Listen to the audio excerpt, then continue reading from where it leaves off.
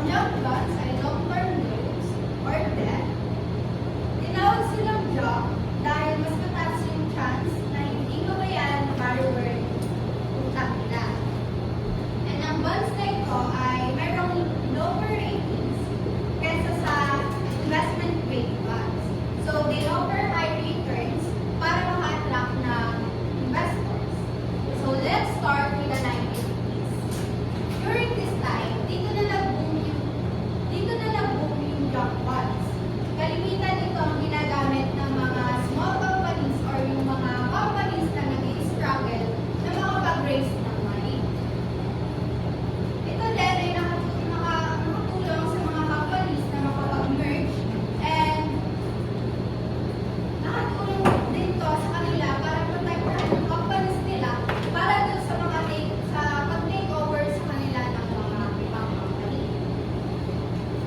So, meron yung types ng junk bonds na i-introduce, which is the zero and PIK. PIK. So, ang zero, ito yung walang binabayarang interest. Pag PKS naman, meron kang binabayarang interest, pero not in cash, but in the form of bonds. So, in late 1980s, ang company ni Drexel Burnham Lambert ang nag-lead ng market ng pagpapamakuha ng junk bonds. So, naging popular ang bonds na to kasi ito ay tax deductible and mas cheaper sa mga companies. And para mabawasan yung risk sa pagwawala ng pera is ang mga investor ay gumagamit ng mga financial tools katulad ng swaps and options na later ay i-discuss po. Next is the 1989. So, dahil na parang na-overuse yung paggamit ng junk bonds, is dagang banks and mga financial institution ang nagbagsakan. So, dahil doon humina yung market. And napansin to ng US Congress and gumawa sila ng law na pinagbabawal yung pagkuha ng junk bonds. At ang law na yun ay ang Financial Institution Reform Recovery and Enforcement Act of 1989. So, yung federal institution ay tumigil na sa pag-aano ng junk bonds. So, dahil doon, by 1989, na-bankrupt si Drexel Burnham. Next is the 1981 to 1984. So, dito, nagkaroon ng recession ng mga companies. So, maraming company ang hindi nakapagbayad sa junk bonds. Then, ang default rates ay tumaas ng 11%. And then, noong 1994 is nag-improve naman. So, konting mga companies lang, konti na lang yung mga companies na nag-repay. And ang default rates ay bumaba ng 2%. So, dito na yung kanilang recovery rate.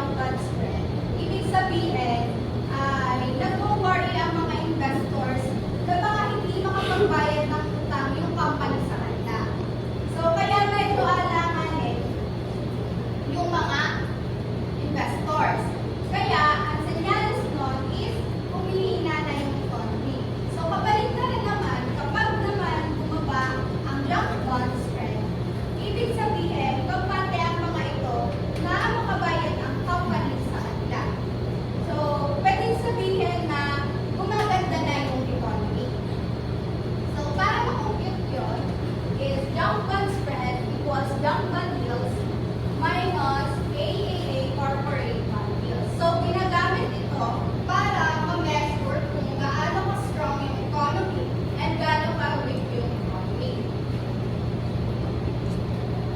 So, let's now proceed sa new ways of dealing with deposits and credit derivatives. Ang credit derivatives ay isang bond contract na nagbibigay na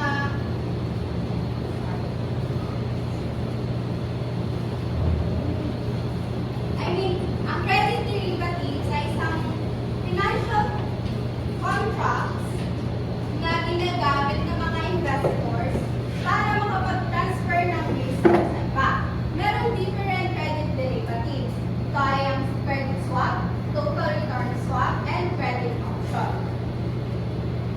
Sa credit swap naman, dito is, sinasabi lang dito is, merong contract na ang merong contract yung two or more lenders na sinasabi dun sa contract na yon is kapag kumita ka dun sa